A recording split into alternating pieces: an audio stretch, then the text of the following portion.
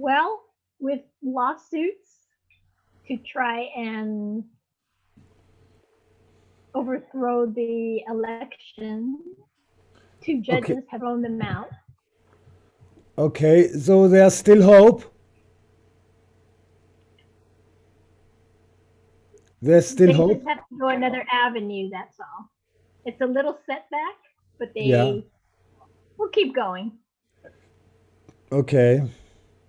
So, I'm sure they anticipated that. okay, so people are hoping and hoping and hoping, and possibly till it's too late, because maybe it makes sense to depart ourselves from hoping and get into action. Right. So actually, I don't want to finish with this picture. It seems he's vomiting black goo. And what I want to show you, people have to get off their masks, potential, and at the end of the day, love prevails. Good. So what's going on in the world? So I think it's starting now in Paris. Um, Look on that. No, I think here we are. 1 second. No, no, no. What is this?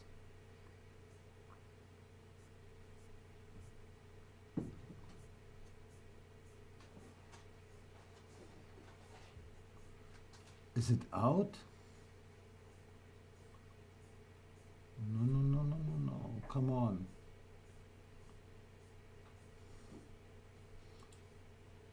Okay, that's happening in Paris.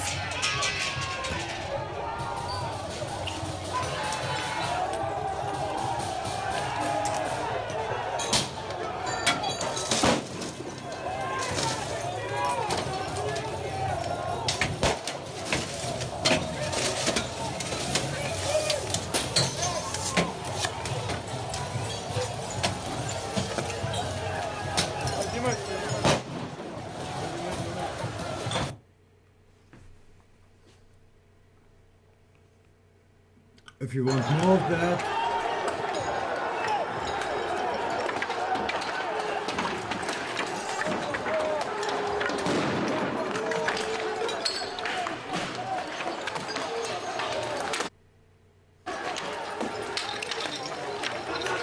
okay.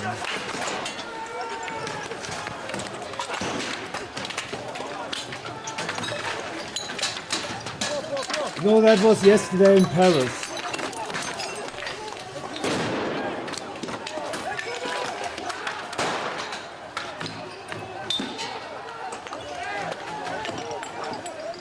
So it looks like civil unrest or the beginning of a civil war.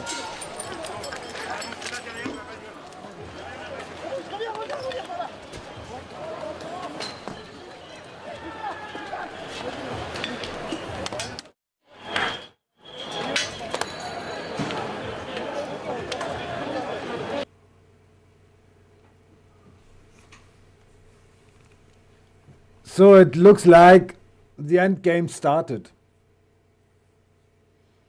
And so when this happens in the USA, there are arms on the street, guns. And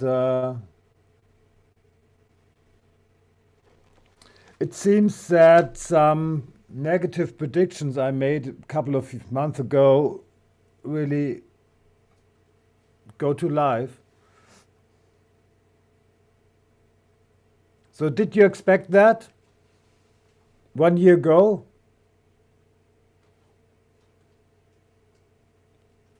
Some couple of months ago? So people start to defend themselves, but this is not a very intelligent way to defend themselves. I think there are more intelligent ways to do that. And my aim is to teach you how to make it more intelligent. But with this, in this way, we will not proceed. We will not prevail. We will not win this game. We will only win the game when we use our brain and have a decent strategy.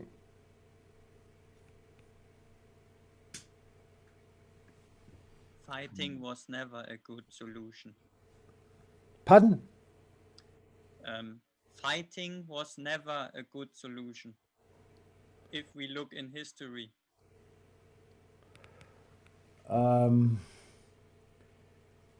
Yes, though the fight has to be a fight, a competition in your brain. Yes, not in this way. This is more or less a hopeless fight, where it will be clear where it will end up. We have to fight with our brain.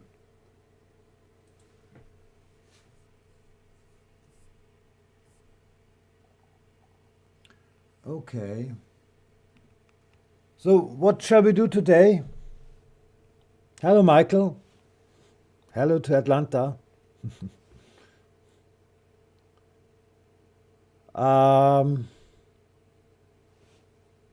We strategize how to fight with our brain. Pardon?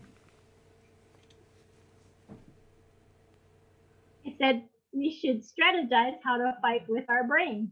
Yes, and exactly. And what I'm doing to teach you, to teach all of us how to fight with our brain, how to be smart.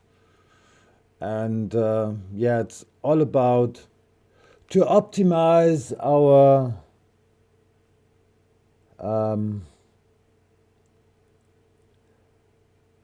options to take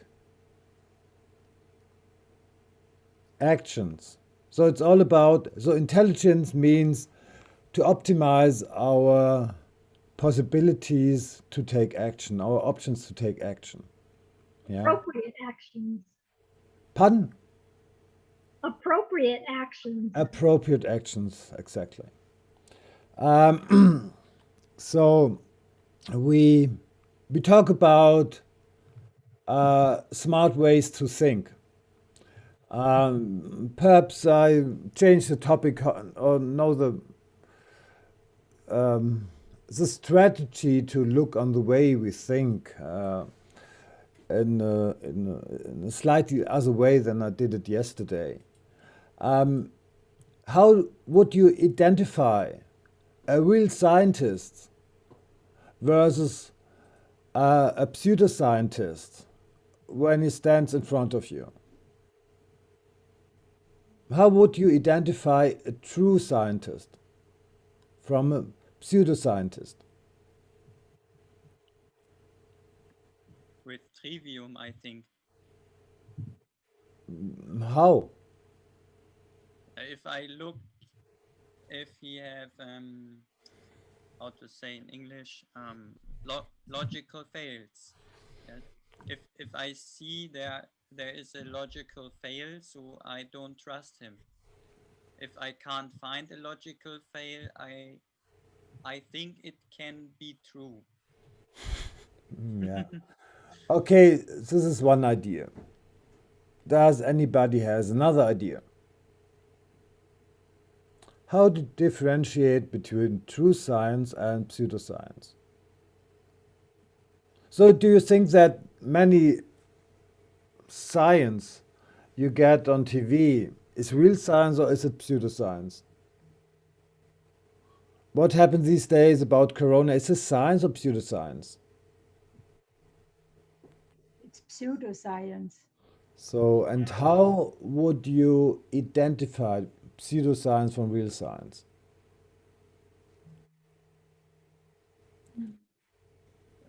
They are working with a lot of logical fails and with emotions.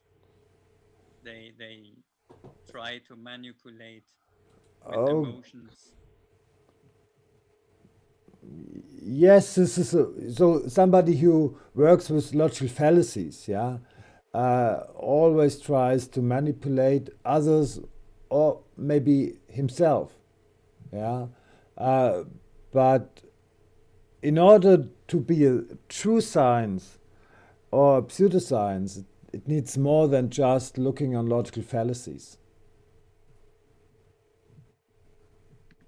Looking at body languages, maybe. Maybe. Does anybody has another idea?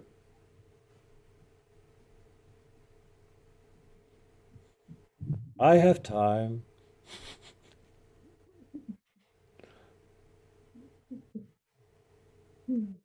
Hmm. They do, what was that? Fishing for numbers. When they lie with statistics. Okay, this is also a logical fallacy, fishing for data. Mhm. Ah, ja, genau. Ja. Yeah. Karina, you are so smart. You must have an idea, is it?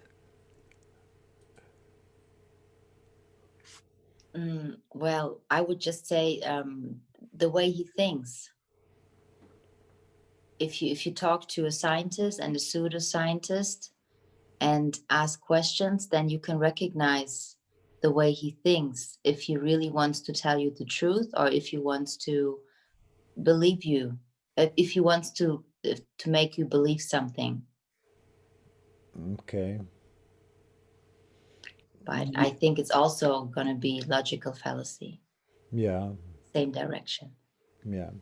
Though there's more about that. This guy in the background of this slide, he's called Karl Popper, Sir Karl Popper. And nearly all scientists in the last century who get the Nobel Prize, the Nobel Award, base their scientific work on Karl Popper. And actually, Karl Popper is a predecessor of Socrates, yeah. Or he came after Socrates, and so Socrates started all philosophy with the quote, "The only thing I know is that I do not know." Well, the only thing I know that I don't know, I know nothing. No, that's not true. The only thing that I know is that I do not know. So the things we think we know, we don't know, we only believe them. It's all about, we have an idea, a concept, a model, how an atom looks like, a molecule looks like. But there's no microscope in the world where you could scan an atom. How the core of an atom looks like the nucleus looks like. We don't know. We only develop models, theories, but we don't know. We have an idea how the universe works, how it looks, but this is just a model.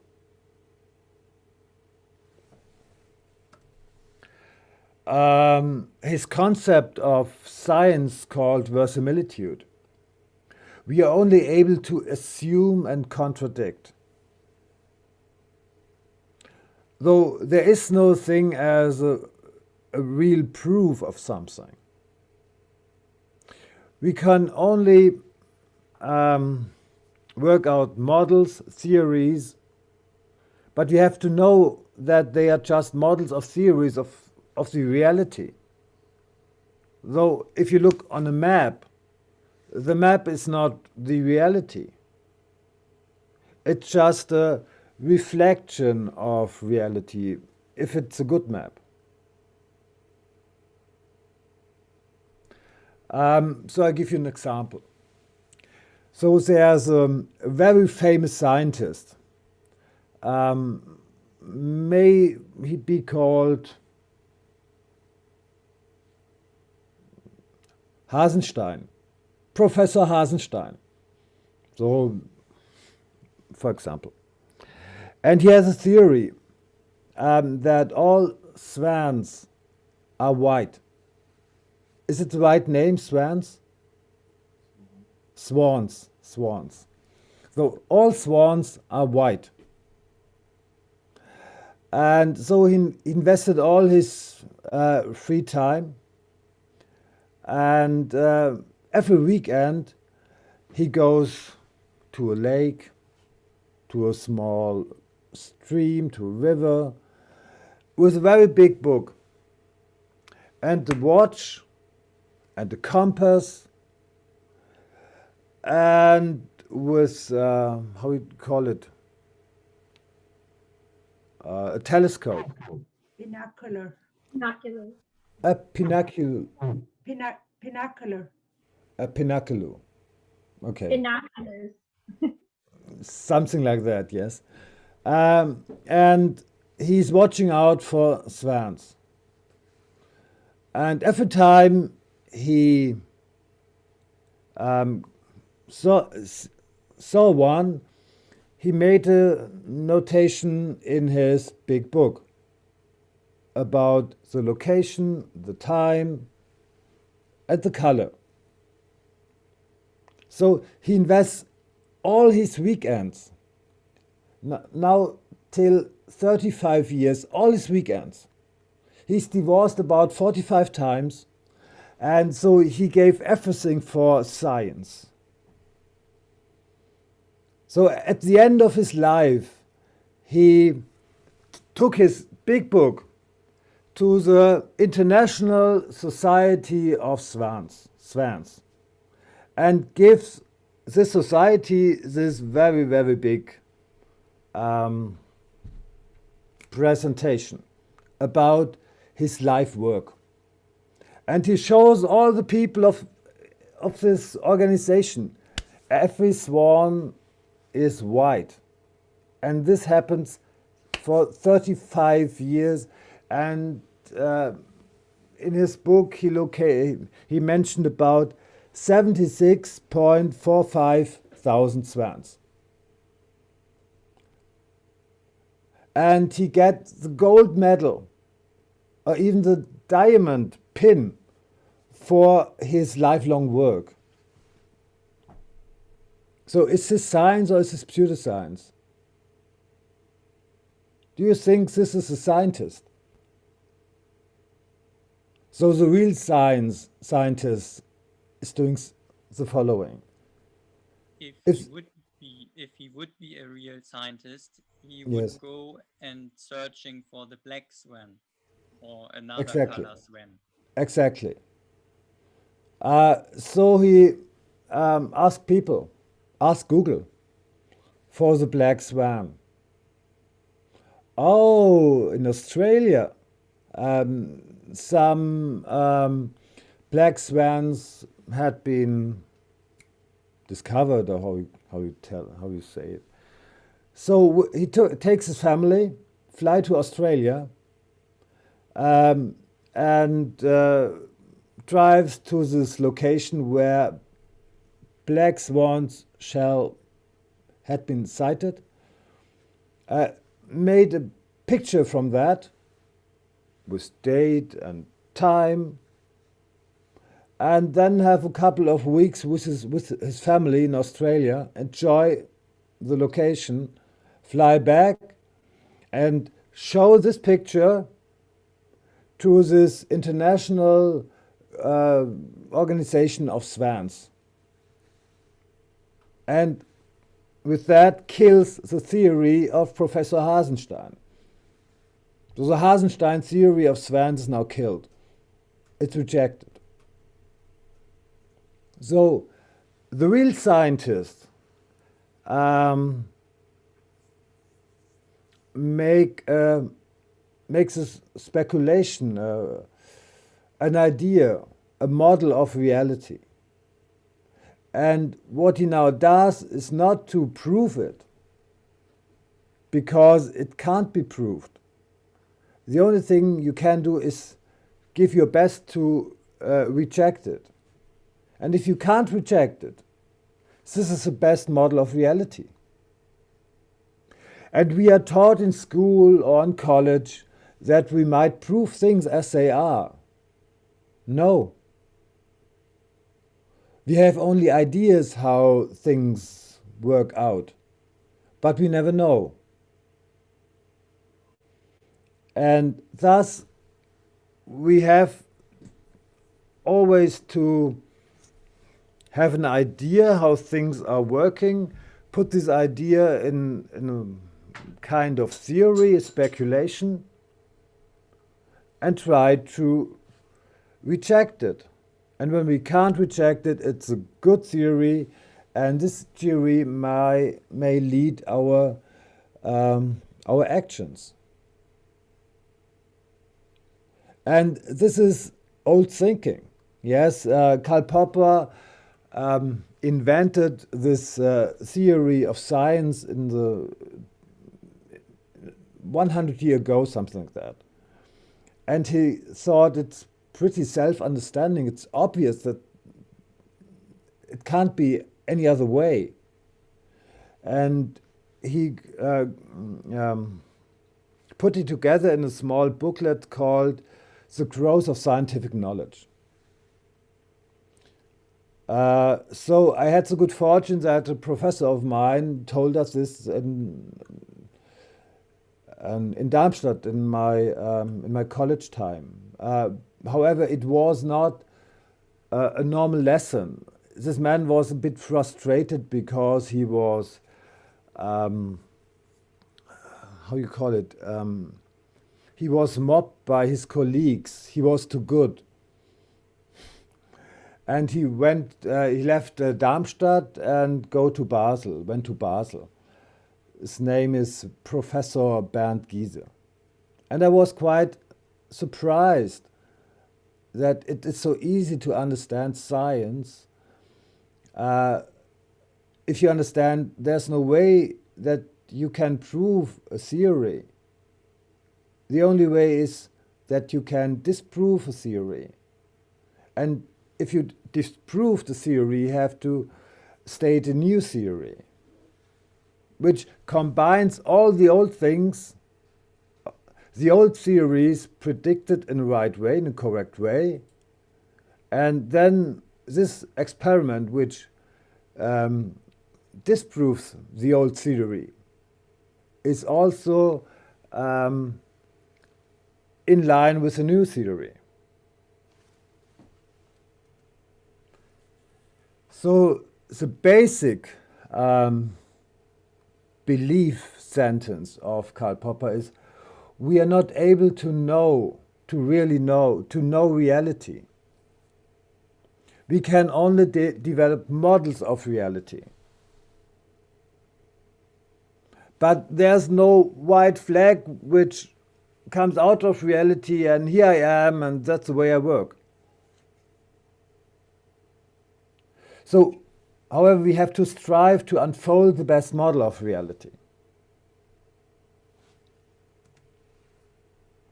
It is impossible to know, even if we are right, we can't know that we are right.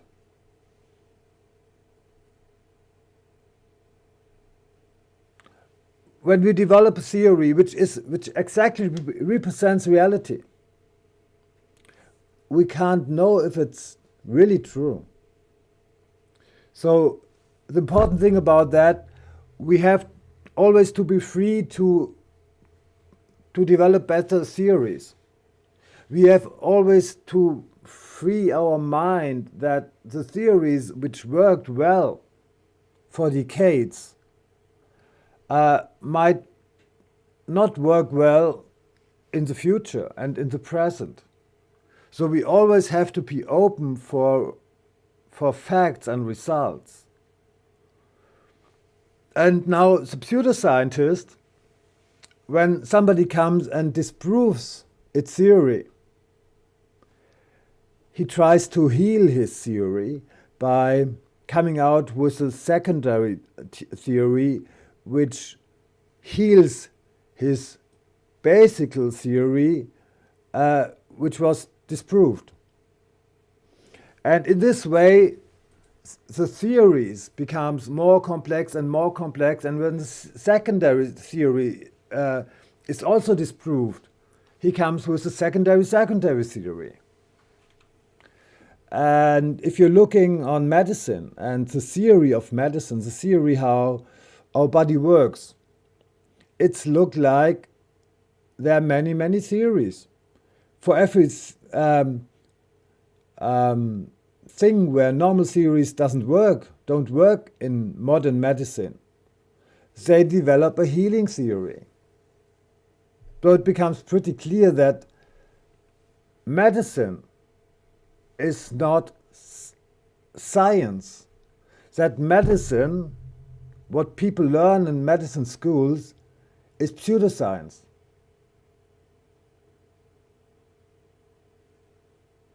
Though there is no way that these guys are scientists. All medicine is based on chemistry. And even many things in chemistry doesn't make sense. But you have to be a chemist to understand where. So, for example, you have a disease, yeah, and you put in some pharmaceuticals. And there's a theory with this pharmaceuticals kills this disease. However, this pharmaceutical is just a molecule, and it's distributed all over in your body. And these molecules do many things in your body. And now there comes a medical doctor who's telling you, this molecule is making that. Great idea. Does he has any idea about chemical mechanisms of the way chemicals work in our body, molecules work in our body? So we call it reaction mechanism. There are so many reaction mechanisms. When I look on a special molecule, I can predict what it does in our body with special molecules. And so the possibilities how a pharmaceutical molecule reacts in our body, it is thousandfold. There are so many ways how a molecule which is not present in nature. And you have to know that all pharmaceutical molecules, all pharmaceuticals, have to fit to the business model of the pharmaceutical companies. And one precondition is that this molecule have to get a patent, have to be patentable. But only molecules which nature doesn't know have the option to get a patent for, a material patent. And only a material patent fits to the business model of the pharmaceutical industry. And so a normal chemist has an idea how a special molecule reacts in 1,000 different ways in our body.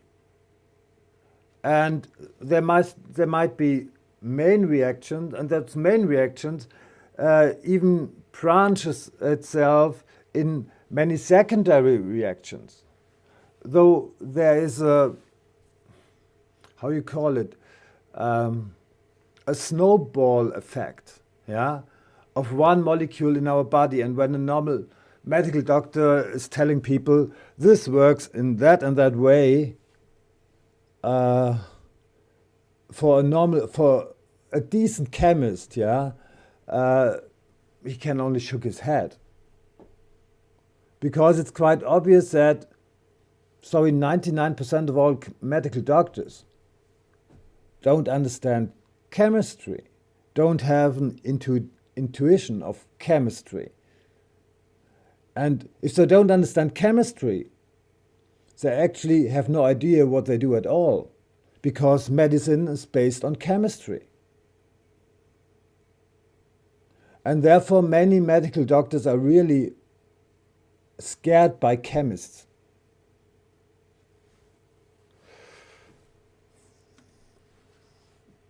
We are only able to develop theories of reality. So this is important. Somebody who stands in front of you and tells you, this is reality. I proved that this is reality. I give you here the proof. You know he's talking bullshit. Alone the word proof, a scientific proof, is, how you call it, a white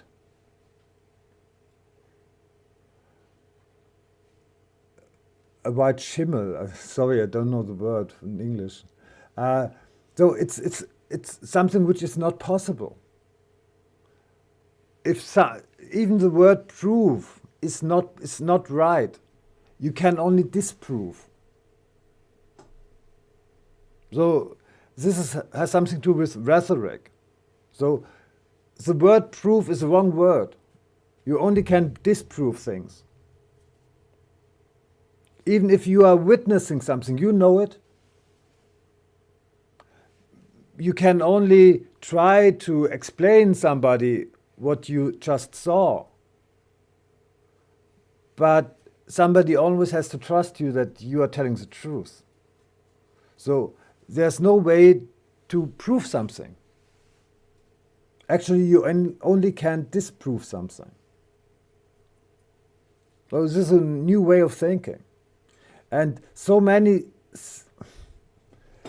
guys which have a scientific degree, an academic degree of science, most of them do not understand science.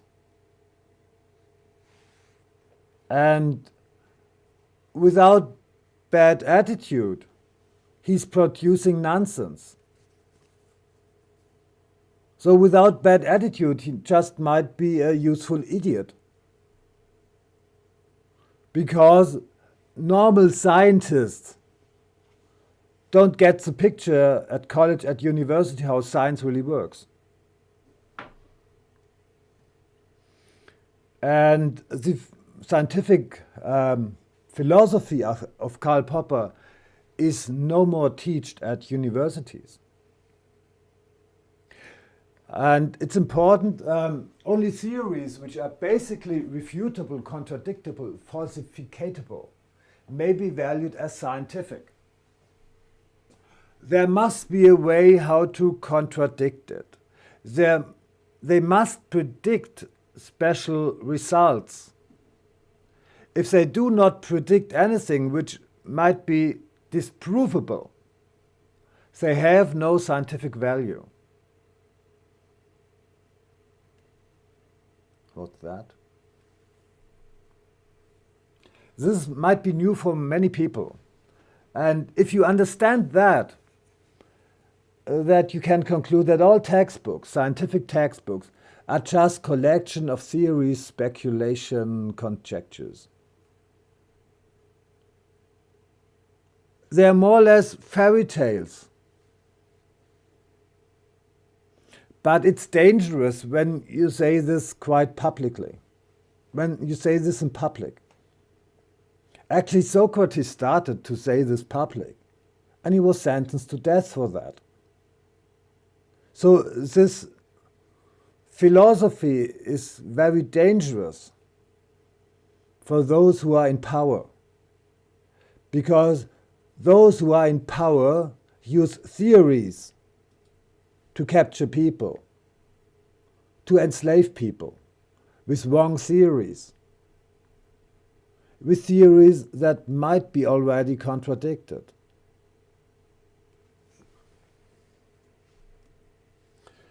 So all statements of experts, of authorities, are just a bunch of theories waiting to be contradicted. So there might be many very powerful guys who agree that this theory is real. And if you're a real scientist, you contradict the theory, and you're just in a struggle with several hundred of very powerful guys. However, the truth of science and philosophy is on your side, on my side. And so I have no problems to go in a battle with thousands of other people, with thousands of so-called authorities. Because if you understand this, truth will always prevail. If you don't understand that, you might be scared when a team of very of people with a very good reputation is picking on you.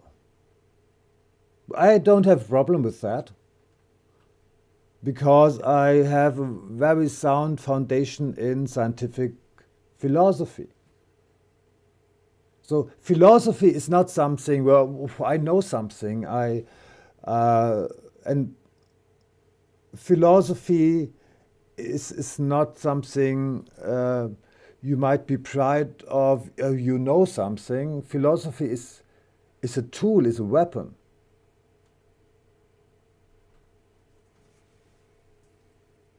And if you use this tool of science and scientific philosophy, the others might be many, but they do not have a weapon. And so they, at the end of the day, have no chance.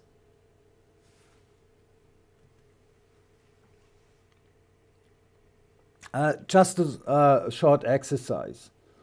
You have this right angle stuff and 9 points, 9 dots. Could you manage to combine these 9 dots with 4 lines without interrupt them? Do you have any idea how it works out?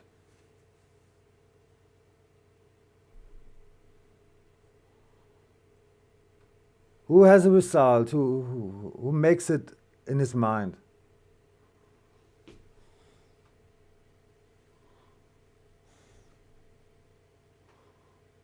Okay, for those who do not get it at the moment, one question.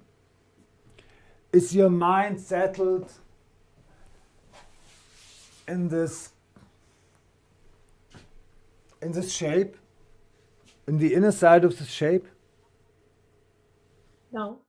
No? So you try to break the lines, but you doesn't get it as well. So you have to go out of your horizon, because this more or less represents your brain, your understanding of reality. And if you have to solve a problem, you always try to solve the problem in the scope of your brain. But many times the real solution is outside your common thinking. And that is why you have to expand your horizon. And real scientific thinking is always to break your horizon, to enlarge your horizon. And many scientists are really captured in that dogma box. You know those scientists, pseudoscientists, who are captured in a dogma box?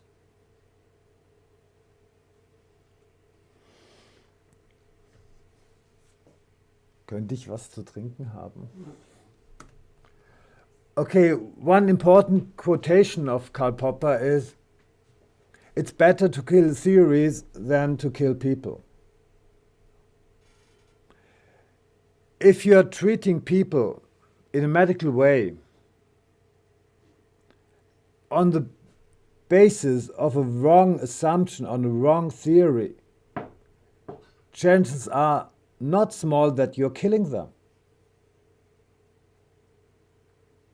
However, if you kill at first a theory, you will not treat people with the wrong refuted theory. So it is important to be, as a scientist, a killer of theories. So I understand myself, I am a killer of theories. And so sometimes I make myself not really popular in the areas of my friends and colleagues. But it's very effective if you want to invent and produce new products, new stuff. And so all scientists who really proceed in a very fast way kill theories.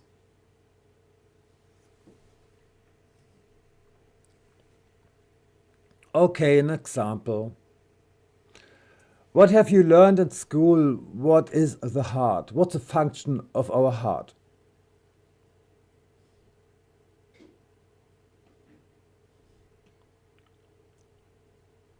What did you learn at school? They said it's a pump. It's a pump. They said it's a pump. Okay.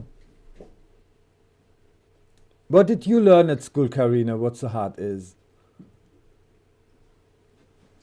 Yes, me too. I learned that it's a pump. But of course, with you, I learned something new. Okay. So we have the idea, the model, or the theory, the heart is a pump. And what does a real scientist is doing now?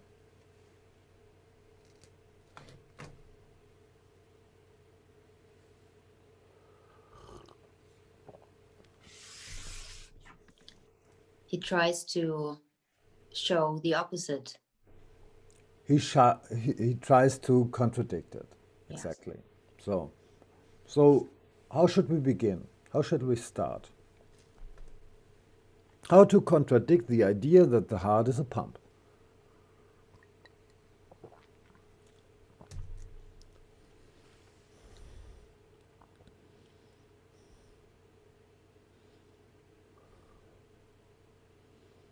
I'm waiting. Okay. So to understand this, the heart is a pump, and you have this system of small pipes. You call it the capillary system. And all through this blood vessel systems, you're pumping about 5 liter blood each minute. And in technology, we have how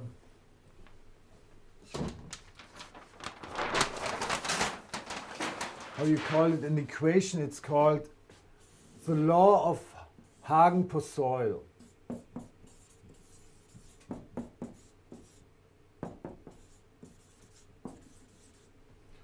For laminar flow. And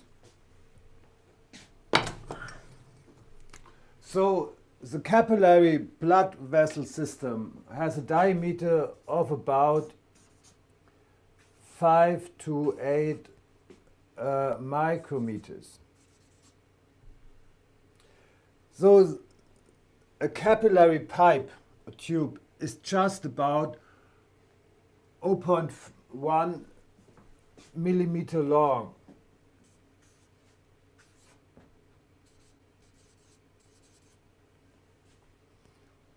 The special thing about this law of Hagen-Poiseuille is that the pressure loss along this distance, let's call it L for length, is proportional to the length, and it's inverse proportional to power to the radius power 4.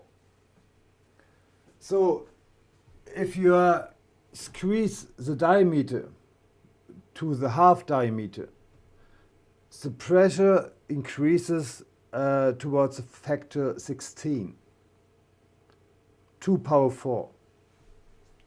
And then you have a constant, it's called viscosity. You have the flow of the volume flow, and I think you have, there's an 8 and a P, something like that. That's the law of Hagen-Poiseuille. And when you put in the numbers,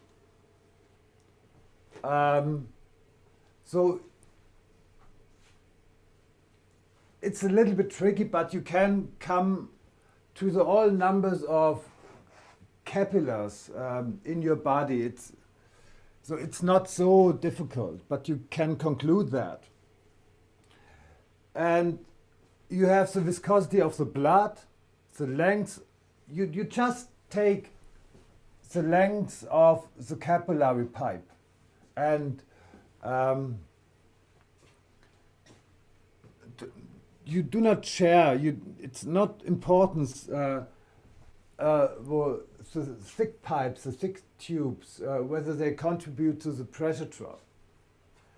But then you come to a pressure drop all over your system with a factor at least 20 times more pressure than the heart can produce.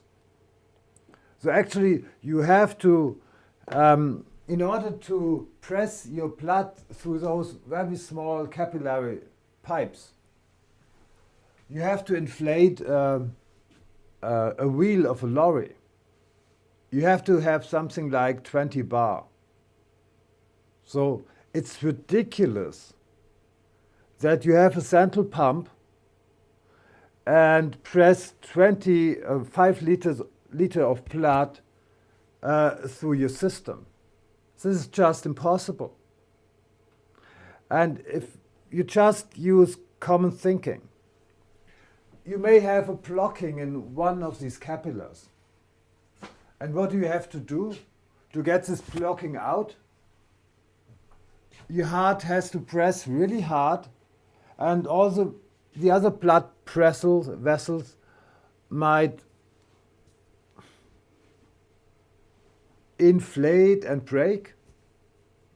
So this is an assumption that the heart is a central pump, which really doesn't make sense in any way. I have a question. No. The heart is very complicated, and it have a lot of rooms and doors. I don't know how to say it in the right, but I say doors. You know what I mean, I think. Yes. And I think on one side it makes pressure, and at the other side or other rooms it makes under pressure, and maybe that, the play together is that what it makes. You understand?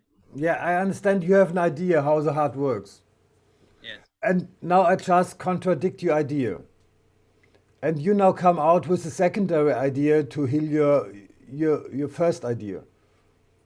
Yeah, this is how a pseudoscientist works. Perfect example.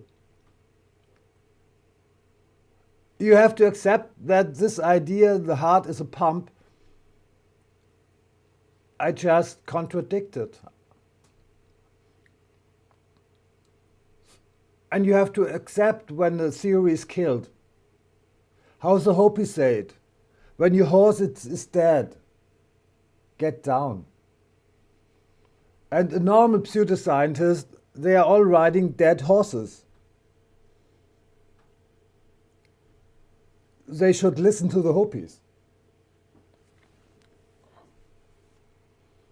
It's dead. And it's enough that you killing a horse once. That's it. You now have to develop a new idea what the heart is and how the blood flow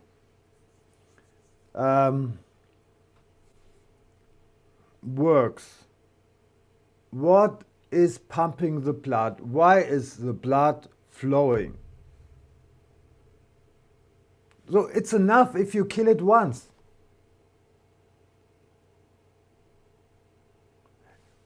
If you really think you have a blockage in there, and you know that even a blood vessel, a red blood vessel, is bigger than the diameter of this tube. A blood vessel has a diameter of about 10 micrometers. And it transforms in the shape of a worm, even to get through that.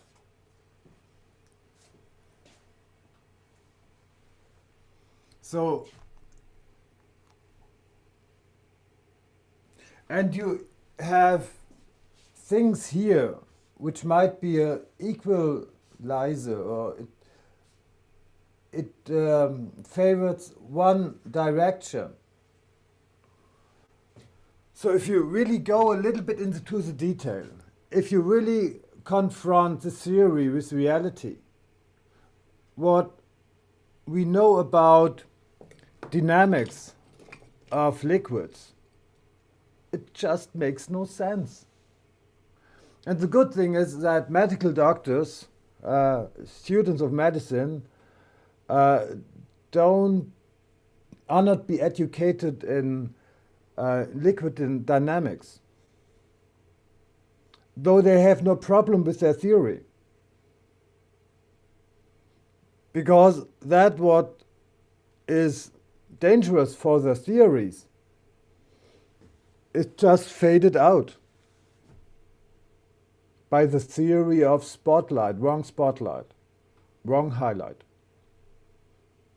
And this is why medical doctors believe what they had been taught,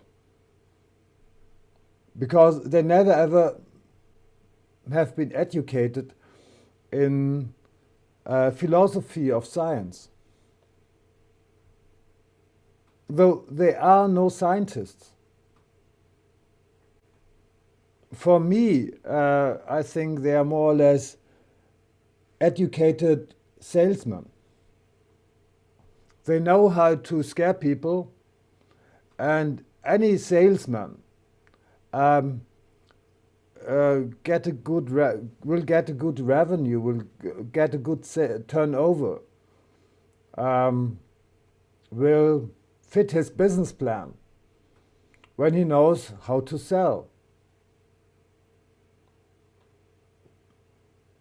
And this is why medical doctors have a problem with me, because I started also as a salesman. I started my career when I left university, so I'm a specialist in activated carbon. And I started as a sales engineer in activated carbon. And so I know when the other guy is a salesman. And so it's, for a salesman, it's really easy to identify another salesman.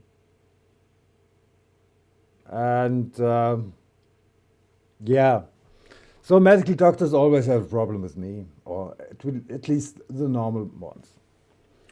So we may conclude the heart is not a pump. That's it.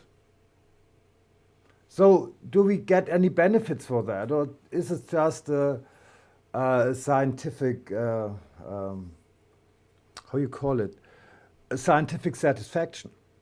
Or does it make sense? Is it beneficial for us to understand what the heart is and what the real pump in our body is? So if the heart is not the pump, what do you think is a pump?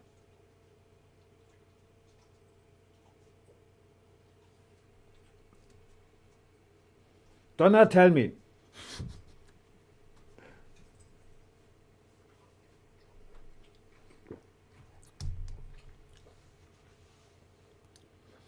So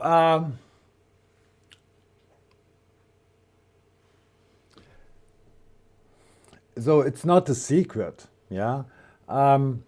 If you are an engineer, and I'm a chemical engineer, yeah, and I want to push a liquid which is a little bit troublesome. And I want to make it flow. In engineering, in fluid engineering, you always use, it's called a hose pump or a peristaltic pump. You have this flexible pipe and you squeeze it. And when you squeeze it, this liquid is pushed forward. And this is, when this is rolling further down, this is the sucking area and this is the pressing area. So this, we call it, in German we call it Schlauchpumpe. I think in English it's peristaltic pump or hose pump. And this is very effective. And yes, by time you have to replace this flexible tube. But this is cheap stuff. And if you really have a problem, if you have here something which might block the whole flow, it's pressed through. So you don't have to inflate the whole system when you have here a problem. You solve the problem really on the location, on the location of the problem. Do you think this makes sense? Do you think our blood vessels, which are not really vessels, but because they are flexible, they're living cells, and they made, how do you call it? They may squeeze, they shrink and expand. And if you know how have some tools on the inside, it's pretty clear about the direction of the flow. Do you think this makes, from an engineering point of view, more sense that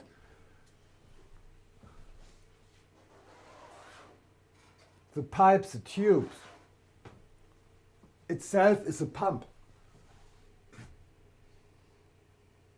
And you know, the cells in our body, 90% of the cells in our body will be replaced in the scope of 1 year, of 12 months. So the cells are dying and have a rebirth. If you get the right nutrients, yeah, those cells will be replaced in a perfect way. This is why nutrients are so important, because cells die and get a rebirth.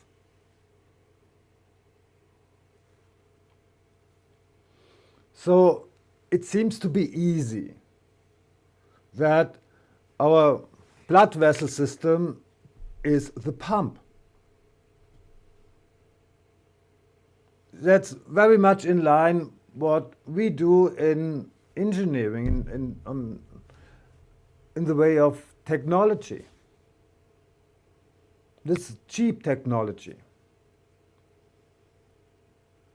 So coming back to the question, what is the heart if it is not the pump?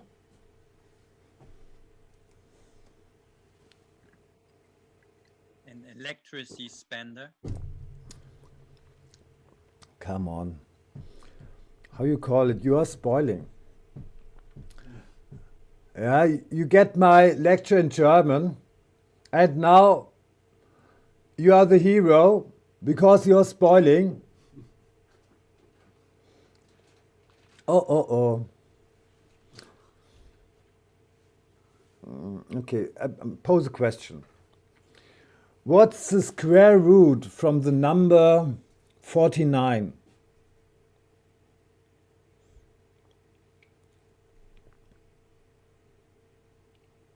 So which number multiplied with itself results 49? 7. You shut up now. So any lady here, or Jonas, what's a square? And you, by the way, you just get the mark 4. What's the square root of number 49?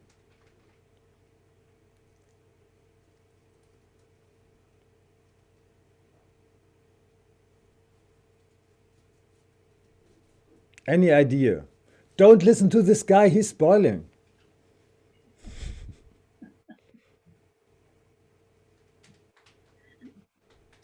Come on. Square root 49. 7 minus. I'm sorry. Ah, Jonas. You are spoiling as well. This guy got selection German.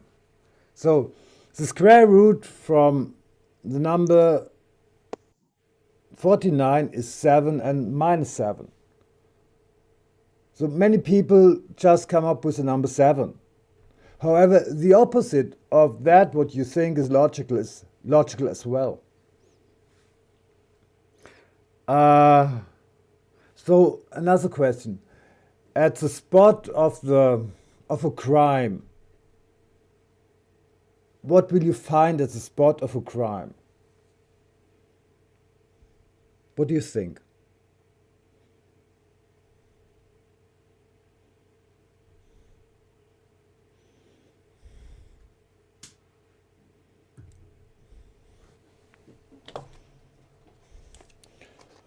Oh, it's late in the evening and I'm posing very, very curious questions. Evidence. Evidence. Okay. What do you find what you can put on a balance? What's a balance? A balance is where you can measure the weight of something. I think it's a balance, oh? The scale. A scale. Oh, then a scale, yes. A balance scale. Same thing.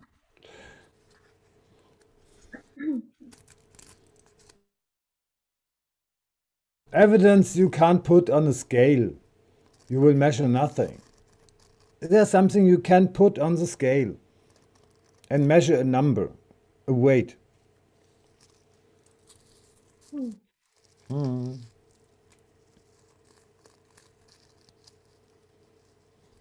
Besides DNA.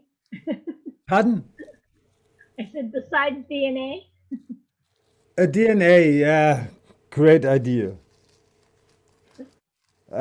So you might get a degree of a doctor of virology. So this was the perfect answer. You measure DNA. So you may be a consultant of our government in Germany with this answer. At least this is the answer they like to hear. Karina, you have an idea. Come on forward with it.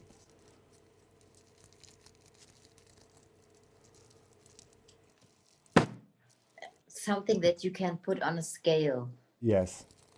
So the And question is what happened on the place. Yeah. That depends what happened that I can find something. Good question. Assume something. Assume something for yourself.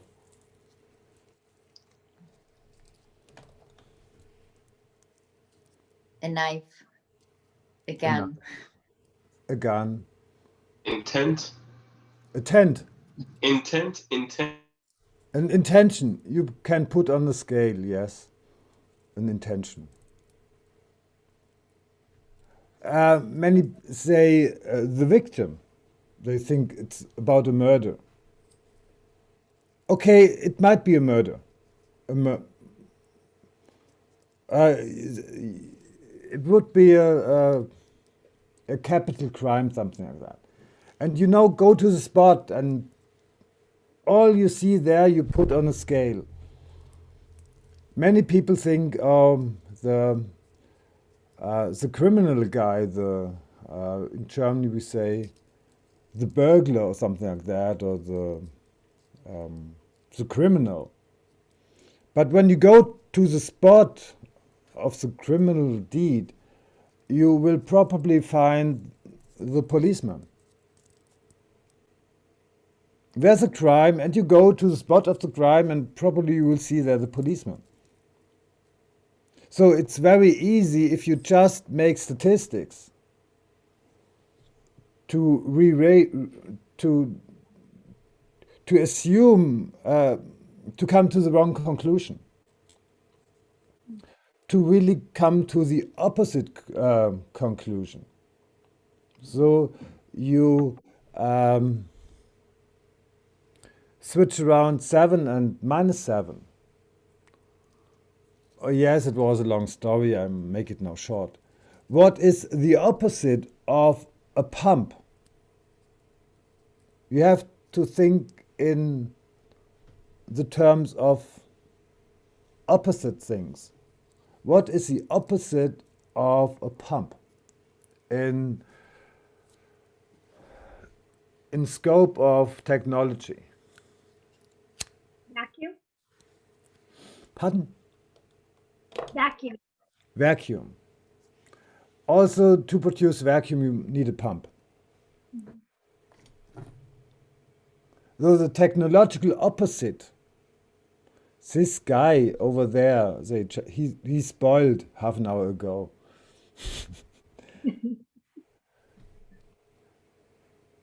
Though you can have a pump and make some electric switches, and you make out of a pump generator of electricity. Yeah? You may use the liquid flow by the peristaltic of our blood vessels and pump it into the heart. And the heart transforms this liquid flow into electricity, like all the water power stations in the mountains. Good. You understand that? And if you're looking in your body, you know, what is this here in the middle of my head? A brain, perhaps. And you may also call the brain a kind of biocomputer. Yeah? And do you know what a computer needs in order that it works? Nutrition. Electricity, exactly. So, and is it possible that we forgot in our body the organ which produces electricity? Is it possible that the heart is our organ to produce electricity? So what I want to show you, I want to show you the way how, according to the philosophy of Karl Popper, scientific thinking works. We started with the question, what is the heart? Is the heart a pump? We tried to contradict it. Come to the conclusion, yeah, it doesn't make sense that the heart is a pump. Now we have the idea, the assumption or the speculation, the heart might be a generator of electricity. Yeah? So if this is now the base assumption on which technological base might the heart work as a generator of electricity. So the heart bounces. Yes? In this way. How? By bouncing, you can produce electricity. Do you have any idea?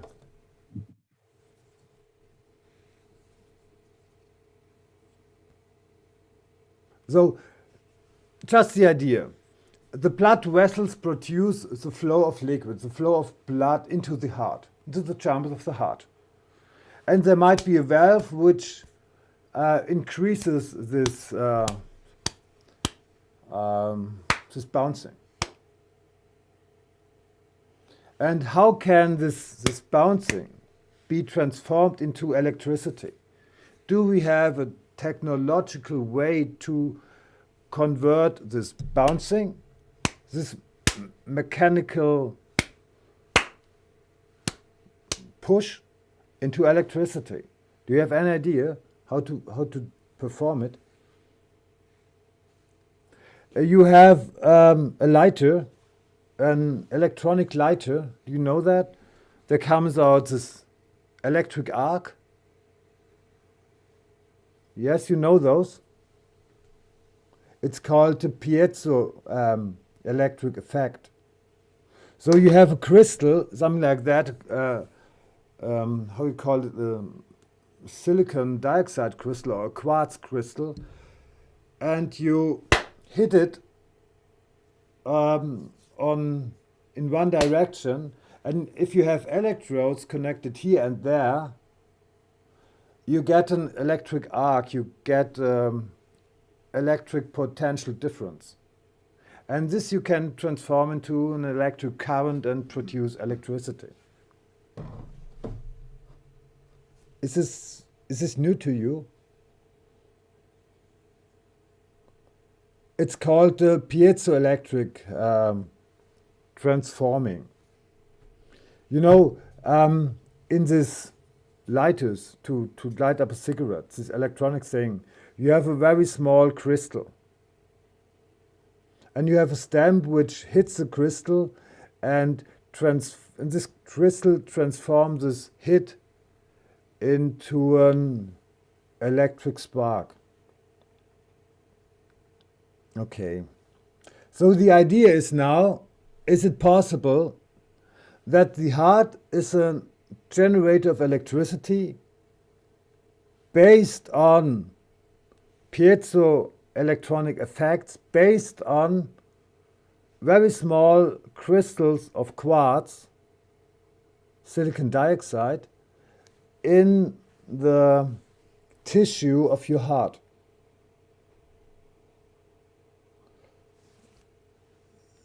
Do you follow me, or is it spacey, what I'm just telling you? Who's follow me still? Thank you. Okay, so the idea is now a healthy heart has enough quartz, silicon dioxide in its tissue.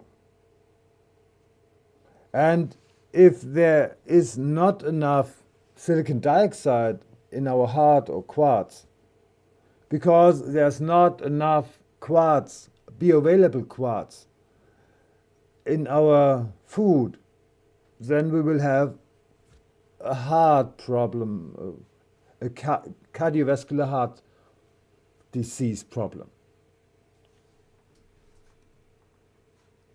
Oh, by the way, you can cut out a heart from a rabbit and really push through a liquid of salt, and it will start to beat, and you can contact it with electrodes, and you may see an electrical current flow, an electrical current. This is called a Langdorf heart.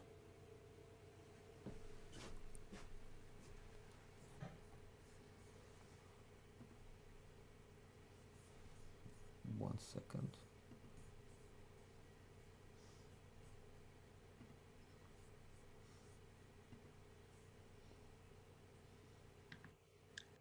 I have some question. Do you know if every body cell have a piezo crystal, or is it only heart cells? Okay, one moment please. I'll show you the Langdorf heart. Though it's cut out from a rabbit, or in German we say Kaninchen. And you push through a liquid of salt, a salt liquid, and you contact this with electrodes, and these electrodes, you can measure the electric flow. So I was once a witness when I was at BASF in Ludwigshafen at, it's called a holiday lecture for students, for some special students. And it was quite interesting. So it's well known that you can use the heart as a generator of electricity. But you don't know that.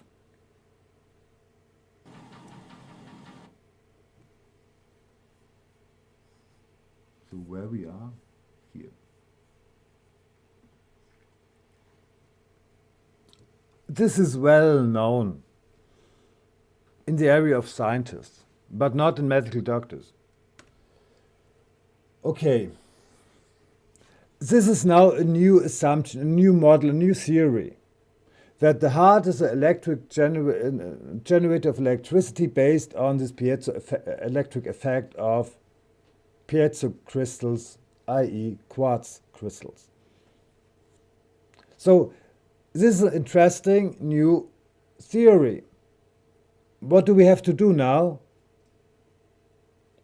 We have to disprove it. Yeah? How can we disprove it? I think I showed you already the study of the amount of lithium in tap water in relation to criminal actions in a country, in specific countries. And here you can as well look on the concentration, the content of quartz, silica dioxide, silica, in relation to cardiovascular diseases in special counties. So we have to make now our literature research, and we have to look, are there counties or districts of countries where on the one side the concentration of silica is high, and on another side it's low, and where the data of cardiovascular disease ratios had been measured, and this is the case in Finland. It's about from the complete book of Minerals for Health by Klaus Schwarz, a medical doctor. According to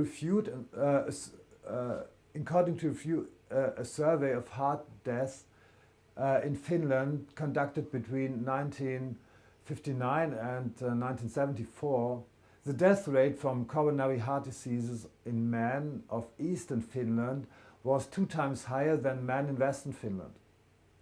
It should be noted that smoking and obesity were relatively the same in both groups. However, another factor impacted the researchers when they checked chemicals in drinking water in both places. Silica was absent from drinking water, where coronary heart disease rates were twice as high and definitely present in other areas. So the amount of silica in tap water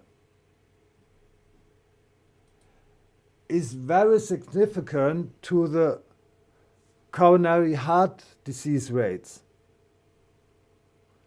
So this is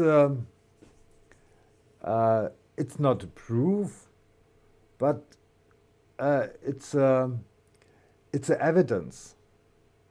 Or let's say I cannot disprove that the amount of silica in tap water has an effect according coronary heart disease. Or it seems, and this is in line with the theory, that higher concentration of silica in tap water is beneficial for healthy hearts. And so it seems that, this is in line with the idea that the heart is a generator of electricity based on a piezoelectric effect caused by silica crystals. And now I come back to your question, Ryan. So the heart cells may be specialized in optimizing and enriching silica crystals, but they only are specialists in that. So it's highly probable that all cells in our body uses this phenomena, but the heart does it at most. Okay, so this is an example how to use the philosophy by Karl Popper.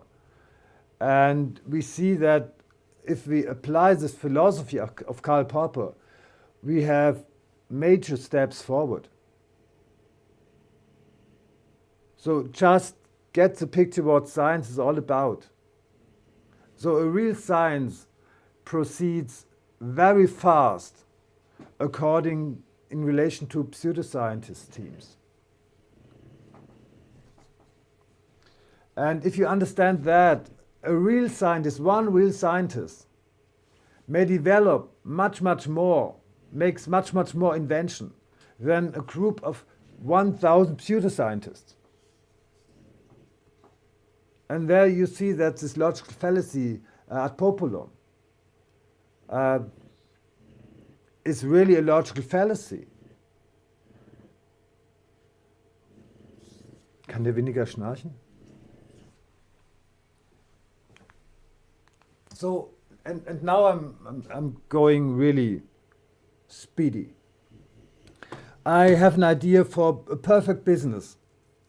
So I will not tell the people, just you, what the heart really is. And you know how you call it, a pacemaker for the heart. Yeah? If you're looking on this pacemaker of a heart, people who need a pacemaker, from a technological viewpoint, what you can put on a scale, what is a pacemaker?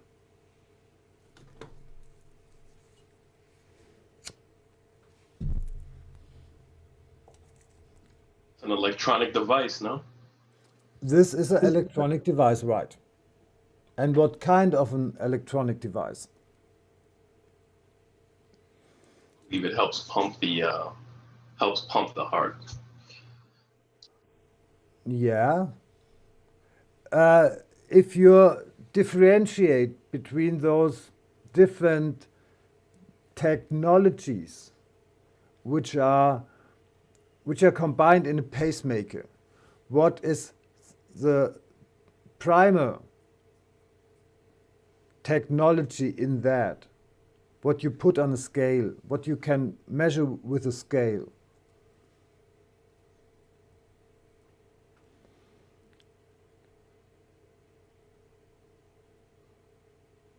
Any idea? It has to be exchanged all 2-3 years, something like that. So patients have to go all 2-3 years to a surgery. The battery? It's a battery, exactly. And this battery has to be exchanged.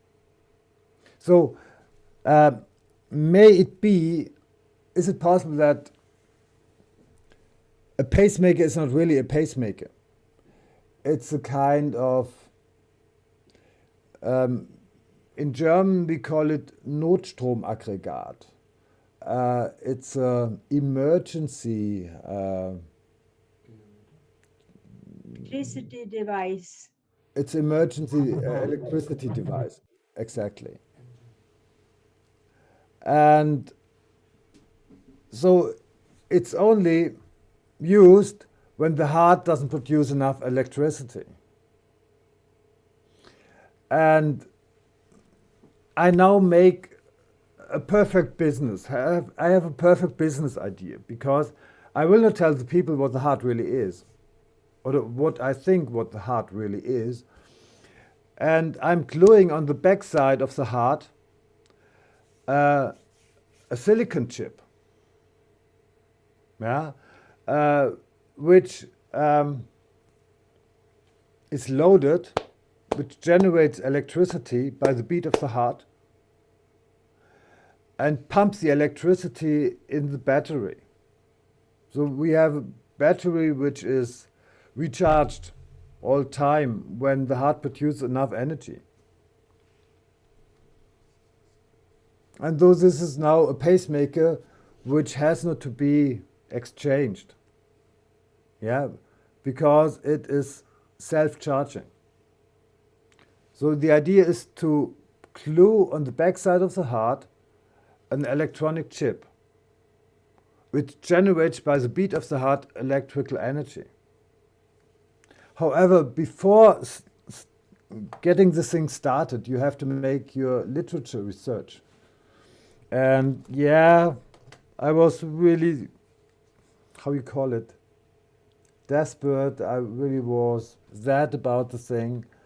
It's already there. They invented it already.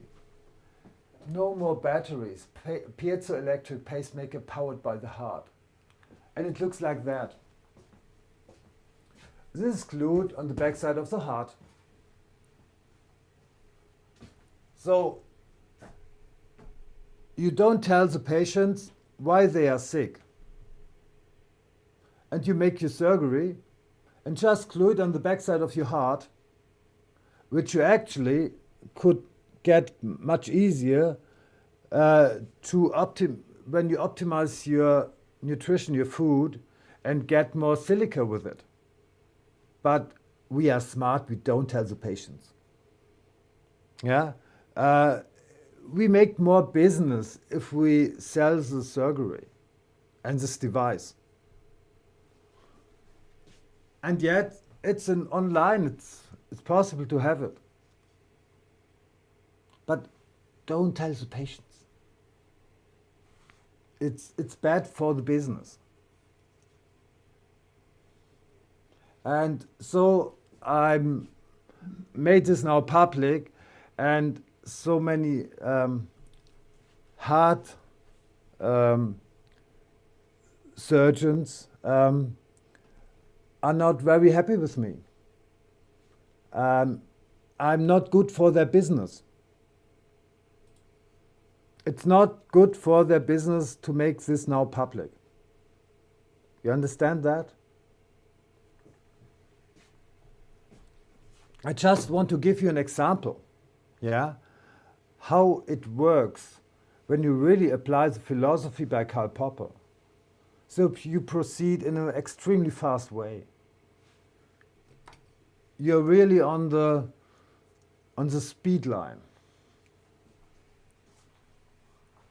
And I developed such nutrients and such concentrates of mineralic nutrients, which are highly concentrated with silica. And a friend of mine, a medical doctor, made some tests, and he has a patient with a chronic heart disease, and he has a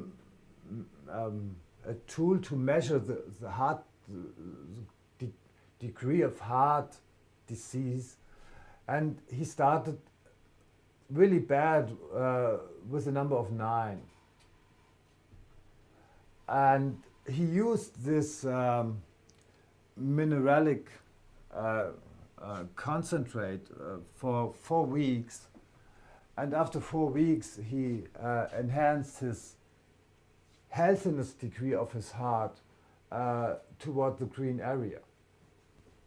And this thing only consists bioavailable minerals, which are highly concentrated with silica. So you see, there's really ample of space, ample of possibilities to improve health if you start to understand how your body really works.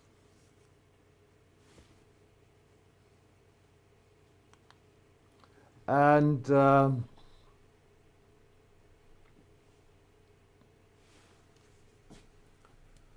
however, the philosophy of Karl Popper is really under attack.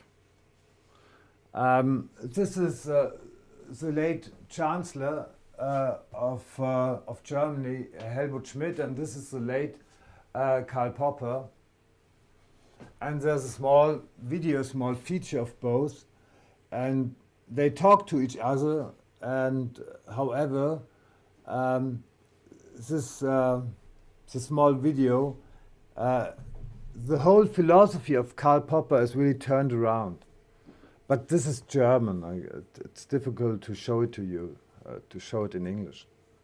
And really, what is now said about Karl Popper on video, in books, in magazines, really turns all around what Karl Popper really put into the world, published. Maybe we talk about that tomorrow. You're looking a little bit tired now. Can I ask you a question? No? No? How is it when you have a heart, also Herzklappe, heart valve is not closing anymore? Is this also then a deficiency of silica or more? You know, you have to shut down your micro. Yeah. So your heart actually, it seems that your heart is working on using this tool of piezoelectronic effect by silica. So if you don't have enough, if you do not have enough of it, yeah, the whole machinery will break down early. So it's important that you refresh your heart. And by starting to enrich your heart, the cells of your heart with silica, it may all turn around in a better way. So it makes a lot of sense starting to optimize the degree of silica in your heart cells.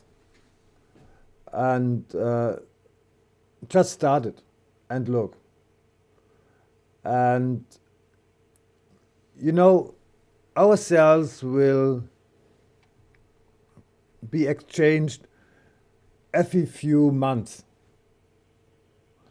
And if you're consistent to improve your diet, to enhance the amount of nutrients in your diet, yeah, you will be surprised how things will become better. So if you understand that your heart really needs at the main technological component, silica, it is a start. However, what healing is all about. The guy who has to be healed, who wants to be healed, is calling himself a patient. And you have to be patient. Yeah? So it's not a one-time, one-go healing in the scope of a week. Yeah? You have to apply it for weeks, months. And then stay patient and believe in yourself, believe in your self-healing capacity. And then have a second look. And so here in Germany we have a lot. I have a small organization here. an NGO, and many people who are testing these high efficient nutrients, yeah, they have very good experience with it. And especially in the scope of heart disease things, yeah. Are you tired? No. However, thank you for being here. And we have to have an idea how to really become many. Yeah. I think this information is really important. Yeah. And I think it's very beneficial to many, many people. And times are starting to become really difficult, rough now. And in these times, you have to optimize. For these times, you have to optimize your health. We have really a hard time to survive now. And therefore, I think it's important that I get this information out. I don't want to participate and have any financial feedback. It's just, I know this information is important for you. That's why I'm doing that. However, I want to save the society, our civilization. At least the smart ones. At least the smart part of it. With the other part, I think I have no chance. Have a big hug. Thank you for being here. See you tomorrow. Thank you too. Good night. Good night. Bye-bye. Bye. Bye. Thank you, Andreas. Bye. Andrea.